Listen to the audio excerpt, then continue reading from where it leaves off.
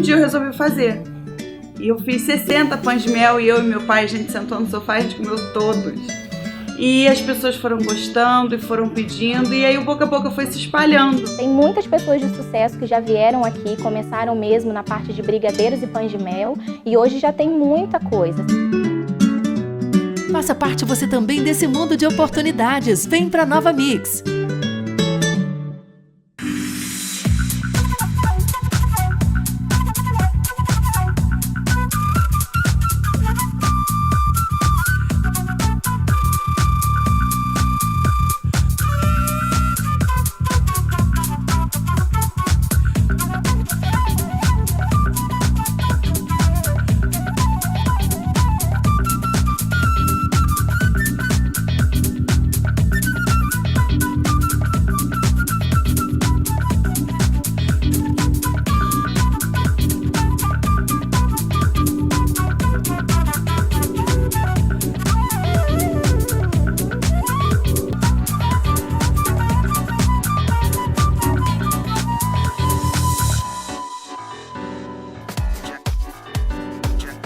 Alô, telespectadores, boa tarde, mais uma tarde aqui com vocês, né? Espero que hoje o tempo esteja bom, né? Porque esse é o terceiro que eu estou gravando hoje. Eu estou aqui com uma moça muito simpática. Obrigada. O nome dela, Leiriane. Olha que nome difícil. Não, difícil não, diferente, né? Leiriane. Leiriane de quê, Leiriane? Leiriane Sanches. Ai, Leiriane Sanches, olha só. Ela é professora, ela é Neuropsicopedagoga. Até difícil de falar, né, Marli? É você que fala aí. Neuropsicopedagoga. Eu me enrolei agora, que vergonha. Mas tá tudo bem, o importante é que ela está aqui. Olha, boa tarde, Liliane. Boa tarde.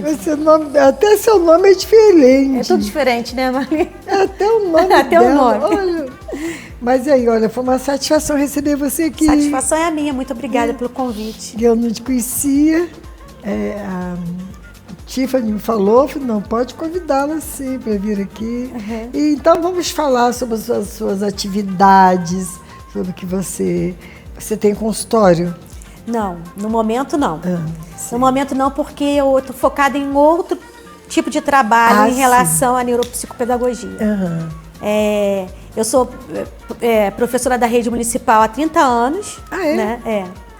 E daí começou, né, Você vai ser galinha nova? Já estou até aposentada de uma matrícula já. Meu Deus!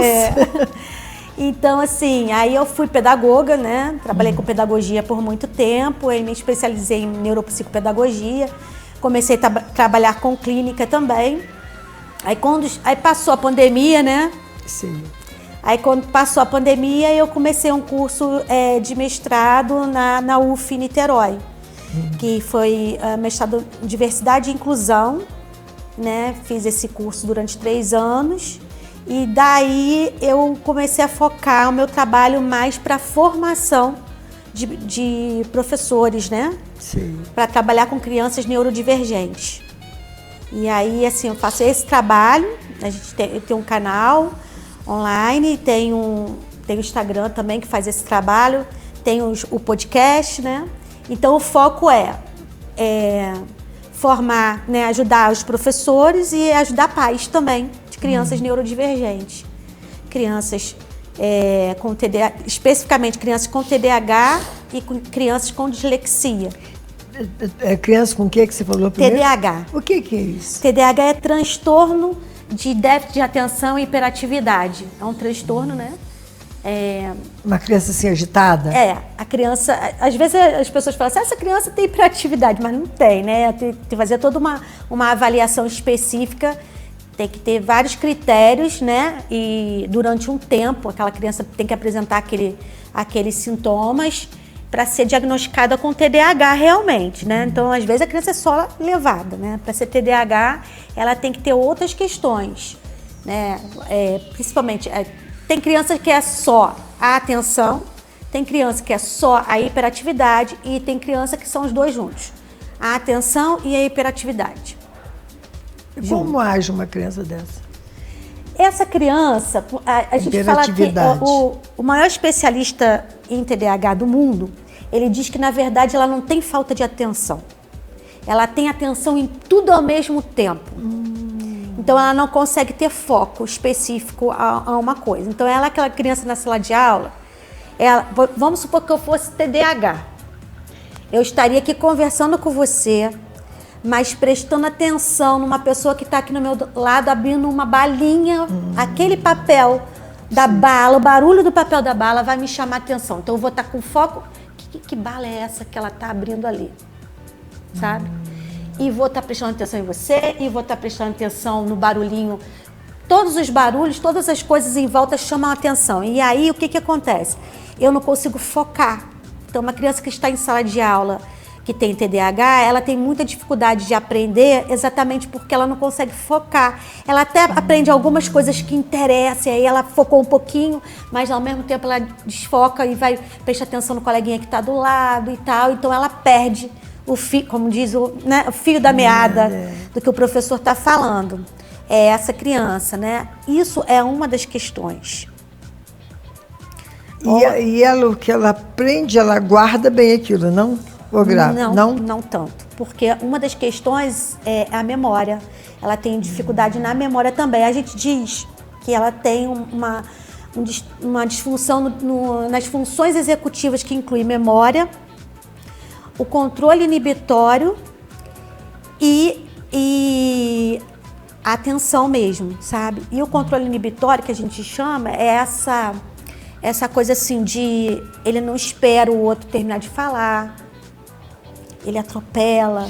Sim. Ele é aquela criança que age impulsivamente, né? Ou adulto, porque nós temos muitos adultos com TDAH que não foram diagnosticados. E esse tipo de criança gosta assim de brigar com outros, essas coisas? Sim, porque ele não tem tolerância. E aí ele não sabe se controlar os impulsos, acaba brigando, né?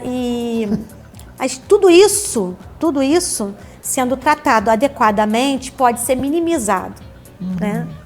E aí esse é meu papel. Meu papel principal hoje é orientar pais, porque o que acontece? Uma criança assim, ela precisa, qual é o tratamento que ela precisa? Ela precisa do psicólogo, de preferência o que trabalha com TCC, que é técnica de comportamental.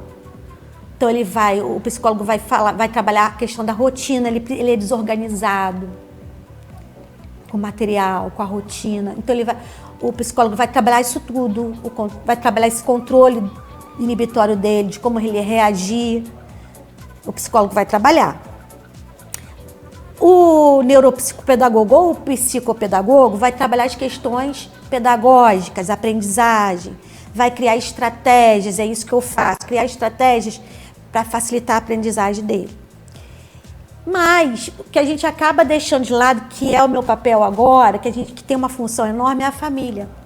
Porque se esse trabalho todo for feito pelos profissionais, mas chega em casa, a família continua desorganizada, a família não sabe orientar, a família não sabe entender o momento daquela criança, não vai funcionar as terapias.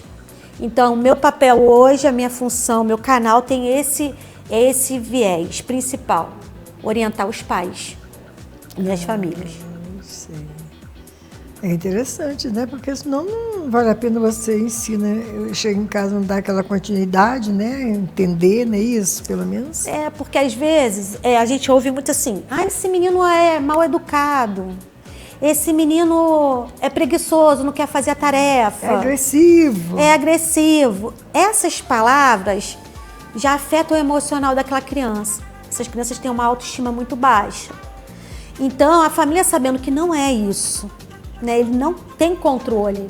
Ele precisa das terapias e das atitudes corretas, né? Da orientação correta, para que ele comece a ter controle daquilo. Às vezes, aquela criança precisa até de medicamento, dependendo da criança. Vai precisar que o neuropediatra, né, passe medicamento.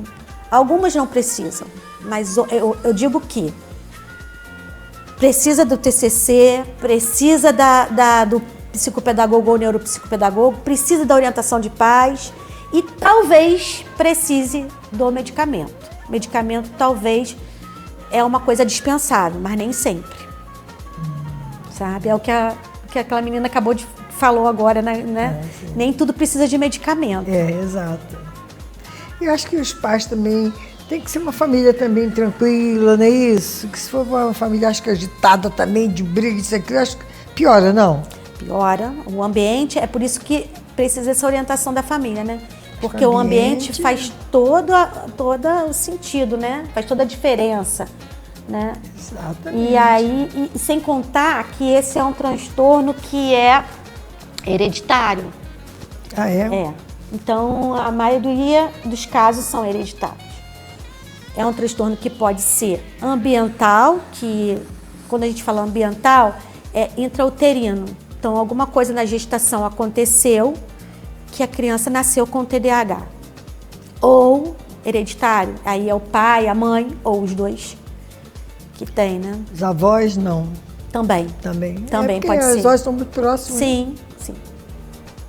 Que coisa, né? E agora tá tendo esses tratamentos, mas antigamente não tinha, né? E aí as pessoas falam assim, tá cada vez mais aparecendo criança com TDAH ou criança autista, mas não é isso, porque antigamente... meio perturbadas, o pessoal antigamente falava assim. Falava assim. É doido. E aí não tinha, né, o encaminhamento, não tinha, porque não. Hoje, né, a gente tem, né, a avaliação, o diagnóstico, a avaliação mesmo, ela é feita por um neuropsicólogo, né? E aí o neuropsicólogo faz uma avaliação, uma bateria de testes. O neuropsicopedagogo também pode fazer, mas eu prefiro que o neuropsicólogo faça, porque ele também tem instrumentos que só ele pode usar e que são, para mim, indispensáveis. E aí ele faz essa avaliação, encaminha tudo para um neuropediatra, aí o neuropediatra vai atender, e aí, diante daquela avaliação, ele diz se precisa de medicamento ou não, entendeu? Olha, outra coisa que eu vejo muito, assim, netos ou filhos de amigas, as crianças tudo já no psicólogo, menino. Será que são esses problemas? Então, não é só isso, é porque hoje, eu falo muito que essa questão da tecnologia, ela veio, não é só lá a gente não vai dizer que tem coisa negativa. Mas o que ela trouxe de muito ruim, que eu acho, é a questão do imediatismo, né? A criança está lá com o celular e ela vai... Ela nem termina de ver um vídeo e vai passando, e vai passando, e vai passando, e vai passando. Aquilo ali traz uma ansiedade para a criança. Então, essa agitação, essa ansiedade... Tem muita criança... Depois da pandemia, então, que as crianças ficaram muito em casa, então o acesso a essa questão tecnológica foi maior... a jogos, ao celular, né, vídeos, TikTok, essas coisas todas, né? Então aumentou muito o número de crianças com ansiedade. Eu, como professora, hoje eu vejo muitos adolescentes com crise de ansiedade, sabe? Muito, muito mesmo. E não tem a ver especificamente com o TDAH. O TDAH, ele causa, sim, o TDAH e a dislexia também, né? Que a dislexia é um transtorno de aprendizagem da escrita. Todos eles fazem com que a criança fique ansiosa, porque ela não está conseguindo se controlar. Mas essa ansiedade que está aí, ela não... Que está aí, assim, muito, né? Que você vê com as suas amigas, os filhos, os netos, é mais diante desse mundo que nós estamos, que está, assim, tudo tão corrido, né? E o que você acha desse celular com essas crianças, hein? Tem que ter controle. Estou apaixonado, gente. Só bitolados, eu tenho um bisneto, depois que ele pega o celular, você pode o mundo ver abaixo que ele não vê nada. É só assim, ele fala, ele ri, ele faz tudo isso ali. Impressionante, menina. As pessoas não brincam mais. Não brincam mais. Isso faz muita falta. O brincar, o correr. Exato. O explorar a natureza, explorar o ambiente, faz muita falta. Não conhece mais nada. Não Se você conhece. falar de um brinquedo com eles, olha pra casa, a gente ri, que não sabe o que é. Mas aí cabe à família, por isso que essa é uma das orientações que eu faço mentoria, né? A minha mentoria para pais é online. Esse é um dos módulos meu, essa questão do controle do tecnológico, né? Do acesso à tecnologia. Então, assim, a gente tem que ter esse controle, né? Tem aplicativos, tem vários aplicativos que controlam, você controla o celular do teu filho, o tempo que ele fica, né? Porque a gente também não pode dizer assim, por exemplo, você tem um adolescente, uma criança pequena você pode até negar o celular, né? Mas um adolescente hoje que está aí no mundo, é difícil, não tem como você negar totalmente, né? Então o que você pode é controlar. E aí tem alguns aplicativos que do seu celular você controla o tempo que o seu filho fica, você vai saber o acesso, o que ele tem, ele está acessando, né? Você sabe onde ele está, e aí você consegue controlar. Tem que ter isso, se não tiver, atrapalha o sono, que é muito importante. Tem criança que eu vejo que fica até de madrugada Não pode. jogando no celular. Não. Aí chega na escola, dorme na aula porque não está aguentando, porque não dormiu na hora pode. certa. Isso não é normal, gente, que isso? Mas tem muito. Né? Mas não, acho que tem que ter horário, não pode. É. Tudo tem limite, né? Tudo tem que limite. Olha, eu pego meu bisneto às segundas-feiras, eu levo para comer pizza. Mas quando me vê, vó, teu celular, eu digo, então não vou não. Um dia desses, não. Eu tô assim. Vó, então tá. Eu falo, agora não, vamos lá comer a pizza aí. Mas ele fica ansioso, menino, impressionante. Porque se a gente tem até questão da abstinência, né? É um vício, se torna um vício. Mas É um vício mesmo, sabe? E as pessoas, por exemplo, como eu estava falando do TDAH, elas têm uma tendência a vícios. Mas não é só as crianças, não, os adultos. Os adultos também. Tem vezes que você vai ao restaurante, as famílias estão ali ligadas, estão jantando, almoçando, mas o celular está ali. Ninguém se conversa na hora de um almoço. Então, acho um absurdo. Então, olha, você não tem noção como é que foi agora essa lei que surgiu, que não pode ter uso do celular na escola. Nossa, foi um problema. Quase deu. Pra gente trabalhar com isso, nós professores, assim, né? Não pode o uso do celular na escola, né? Só com autorização nossa, por causa de uma pesquisa, a gente até libera o uso do celular. Mas no início, nossa, teve aluno com crise de abstinência, de chorar, de ter crise de ansiedade, porque estava sem o celular. Você sabe que não é da minha época isso. Eu não me liguei em celular, mas eu tenho amigas que vivem o dia inteirinho ali. Não faz mais outra coisa. Sentada, que isso já não é uma boa, né? Já não é uma boa, porque é o sedentarismo, né? Eu não me apaixonei, graças a Deus. Nem jogos, nadinha de celular. Afasta você do convívio social, né, Marli? Eu gosto de conversar frente a frente, ou por telefone. Agora eu ficar ali, mandando mensagem, que coisa mais fria. Não é? Frio, porque quando a gente conversa, a gente vê a expressão facial da pessoa. Exato. Né? E a gente consegue, às vezes numa mensagem de celular, é tão frio que você não entende qual o tom, né? O tom que a pessoa está botando ali naquela fala. A pessoa fala, Marli, você não lê mensagem? Não, eu não tenho hábito de ler mensagem, eu não tenho. Liga para mim, nem que seja rápido, fala rápido. Eu não tenho, graças a Deus, sabia? Não me... Mas é bom, Marli, é bom não ter. Não me atraiu. É melhor não ter. Eu sei que no mundo que a gente está, a gente acaba, né, sendo influenciado, porque todo mundo, né, chega num restaurante, como você falou, tá lá as famílias.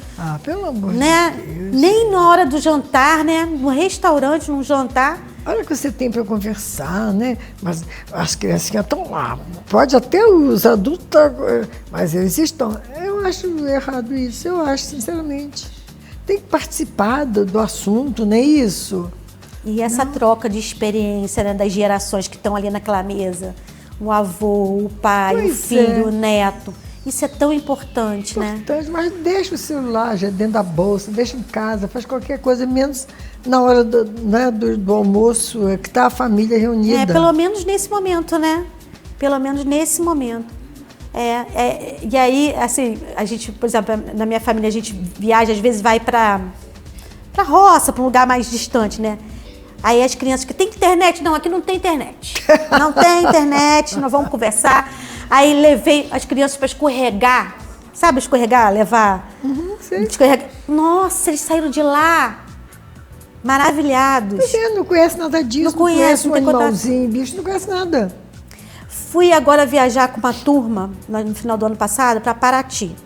Uma turma, 22 alunos. Não podia celular, porque era uma experiência pedagógica. Então, nós não deixamos o uso do celular. Então o celular no final do dia para falar com o pai e com a mãe. Foi tão maravilhoso. As crianças voltaram, no início eles resistiram com o uso, mas depois ficaram felizes da vida porque aproveitaram como nunca. Exato. Sabe? Foi muito maravilhoso. Você vem da sala de aula, que fica ali, não sei quantas horas, chega em casa, senta no sofá e fica ali. Eu não sei. Eu acho. Não é certo, não. Tem que ter horário. Tem sim. Exatamente. Às vezes, aí vem aquele outro lado. Pais que trabalham fora. Sim. Vai deixar com quem? Quer fazer as coisas em casa e criança perturbando. Aí pega, dá um celular, tem tempo de fazer as coisas, não é isso? São esses. Mas existem estratégias, existem brincadeiras que pode, jogos que a criança pode, né? Livro, a leitura mesmo, atrapalhou muito essa questão do estímulo à leitura. Ah, atrapalhou. E a gente criar rotina, não, tudo bem, você vai ter o seu horário do celular, mas assim, de tal hora a tal hora é o horário de estudo, de tal hora e tal hora você vai fazer uma atividade física. Isso é uma atividade física muito importante para qualquer criança. Até porque eles não brincam mais como na nossa época, a gente ia pra rua, podia brincar na rua, podia brincar no quintal. Hoje não pode mais. Hoje né? não pode não mais. Pode mais. Então a atividade física é importante, né? Um esporte. De tal hora a tal hora você vai pegar alguma coisa para ler. Você pode assistir até um filme.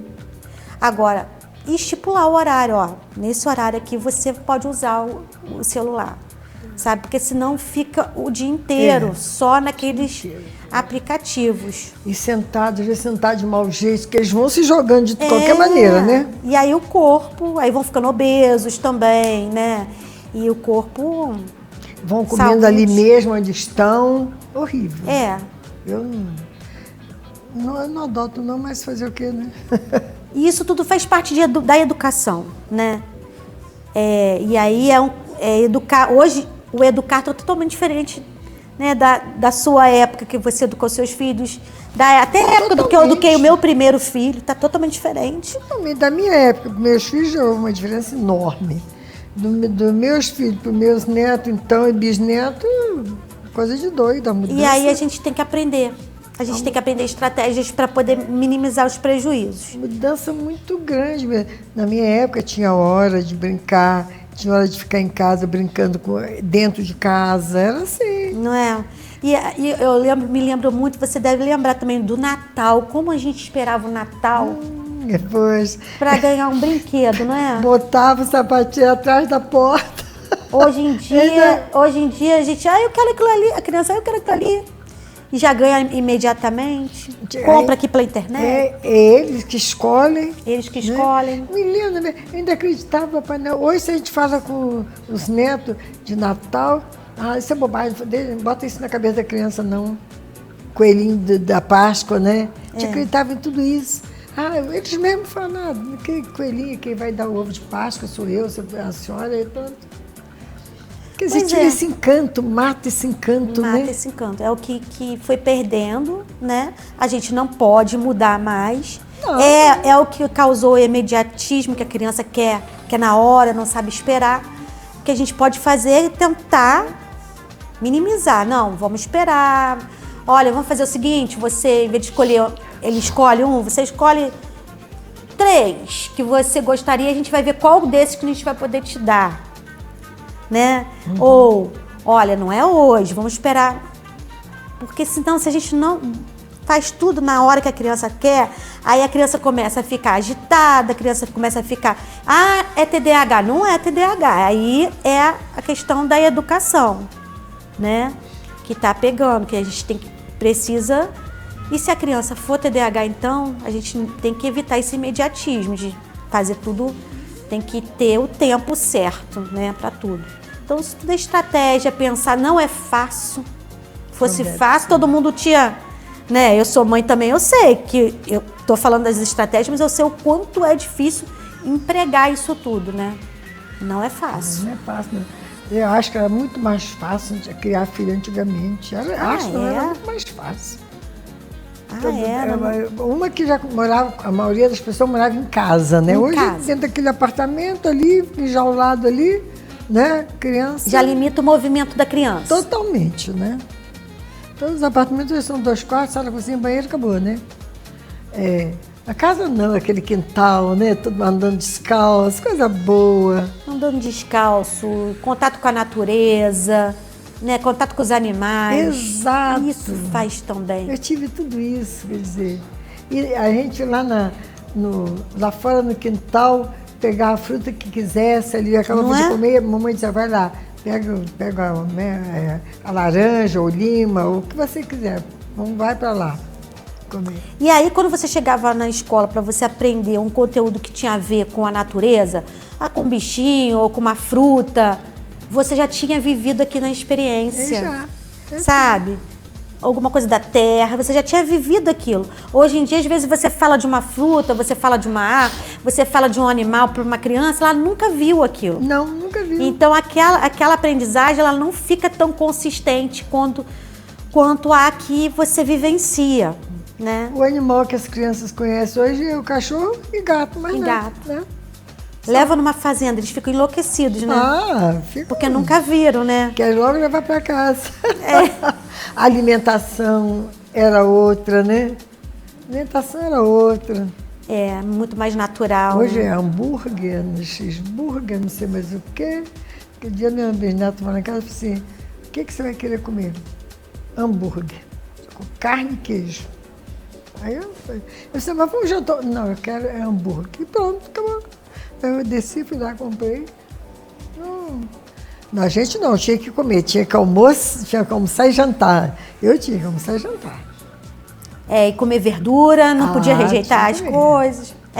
Mas hoje eles que mandam, né? A gente não, os pais mandavam a gente, né? Isso. Você não, que você é nova. Mas na minha época os pais mandavam. Não, eu também.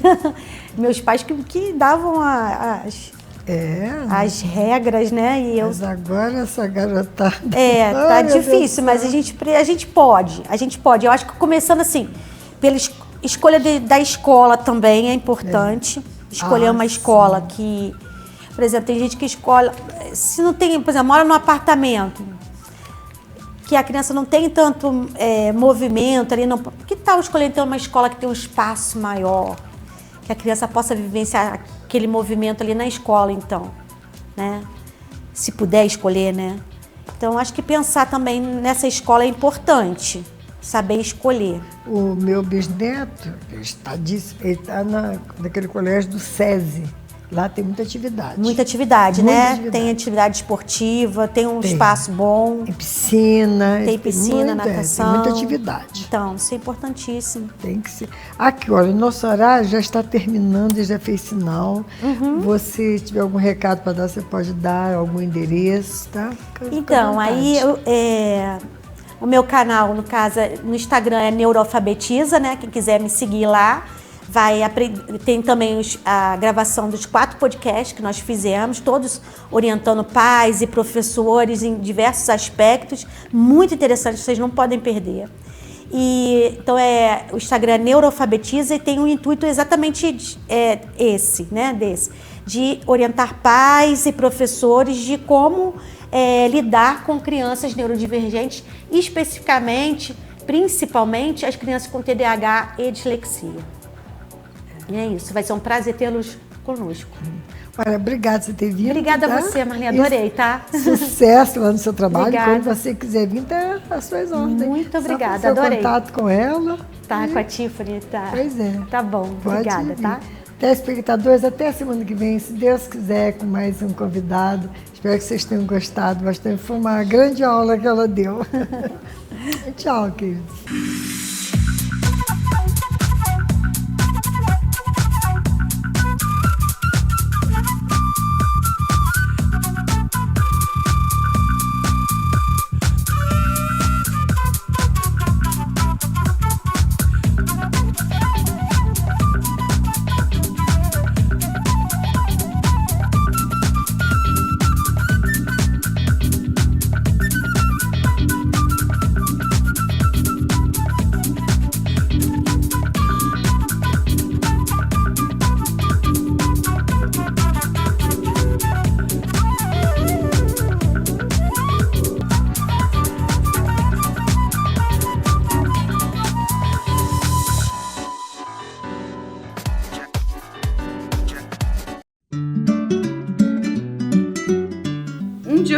fazer. E eu fiz 60 pães de mel e eu e meu pai, a gente sentou no sofá e a gente comeu todos. E as pessoas foram gostando e foram pedindo, e aí o boca a boca foi se espalhando. Tem muitas pessoas de sucesso que já vieram aqui, começaram mesmo na parte de brigadeiros e pães de mel, e hoje já tem muita coisa. Faça parte você também desse mundo de oportunidades. Vem para Nova Mix.